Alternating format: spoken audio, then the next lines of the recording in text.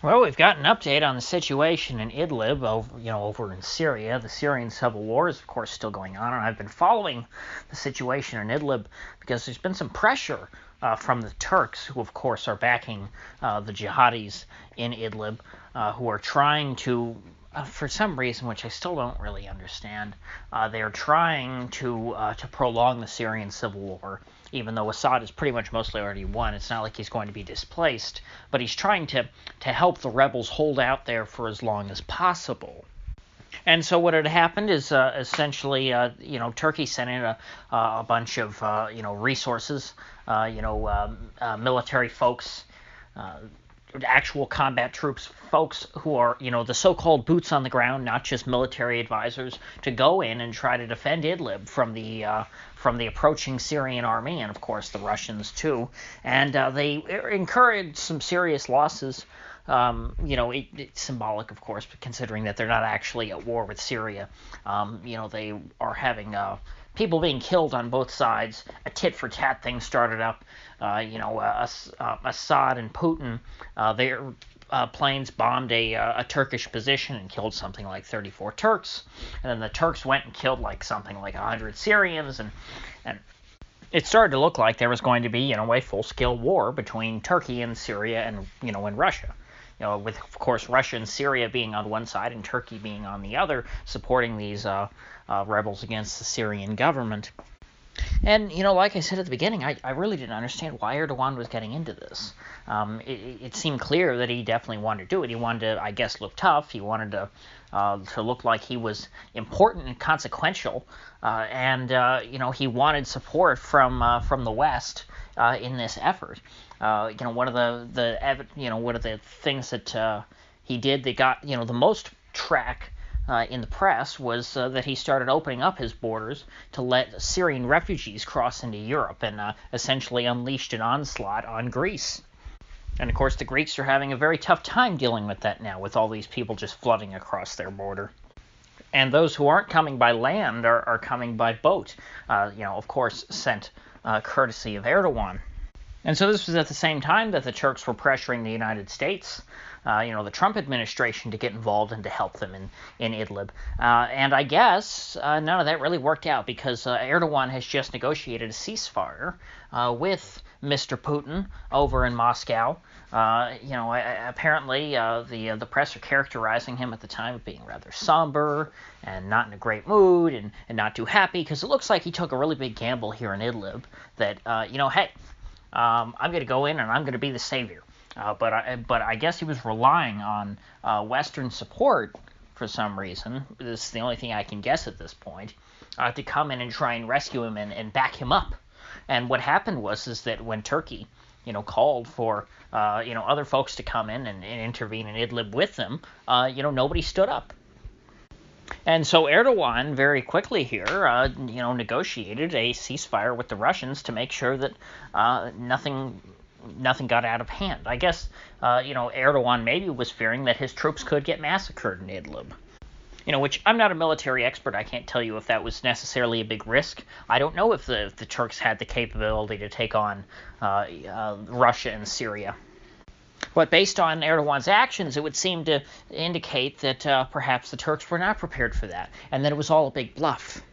And so after the ceasefire now, the Syrian government's position has improved, vis-a-vis the pre-Idlib assault, the Idlib offensive, I guess you could call it, in which, Turkey intervened to try and stop. They did retake some of Idlib, it would seem. And that's what this ceasefire sort of sets in stone. It solidifies that. They captured, I believe it was part of the M5 highway that the Turks were trying to defend to make sure that they, of course, highways in this kind of a context are very important when it comes to moving troops around and things. It's not like they have railroads to move their tanks around, I don't believe. And so the Turks were not able to stop the Assad government from retaking some territory in this whole conflict in the short time that the Turks were engaged here. The Turks lost ground, and it doesn't seem like that there's going to be much opportunity for them in the future to try and make that up, to try and retake it. We have a situation now in parts of Idlib that are similar to what happened in northern Syria, to where you have these joint patrols between Russian and Turkish troops. It's a very strange situation, considering that Turkey is in no way at war officially with the Syrian government, yet you have these sorts of agreements being struck up. Like this is an ongoing conflict, and that Turkey is seen as a legitimate force in this. As if it's normal for Turkey to just invade its southern neighbor. Of course, I guess that shows the realism of Putin and Assad's foreign policy, which of course I guess at this point Assad doesn't have much foreign policy because he's this is a domestic issue, so that's I guess a bit of a slip of the tongue since this is a civil war, but they recognize that in reality Turkey is operating in this space, so of course they have to deal with them like they are a legitimate party. But I just think in the context, if you place Russia in this scenario with the United States would never recognize the legitimacy. Let's say if Iran decided to invade Afghanistan and try and help the Taliban or something. The U.S. would not, all of a sudden start negotiating with Iran for joint patrols, as if they, because they would never recognize that Iran had a right to be there. The U.S. would say, "Hey, we're invited by the official government of Afghanistan, and Iran, you were not invited by the official government of Afghanistan, so you have to get out." But of course, when the roles are reversed here, where you have the Eastern Bloc, I guess if I can use an antiquated term, the Eastern Bloc leader and its partner Assad, they don't take that same sort of tact. Now, there's a lot of questions going on right now of if this ceasefire will hold, and frankly, I mean, if you look at it, there's no way that it's going to hold forever. It's not like that this is the ceasefire is the first step towards building some kind of lasting peace.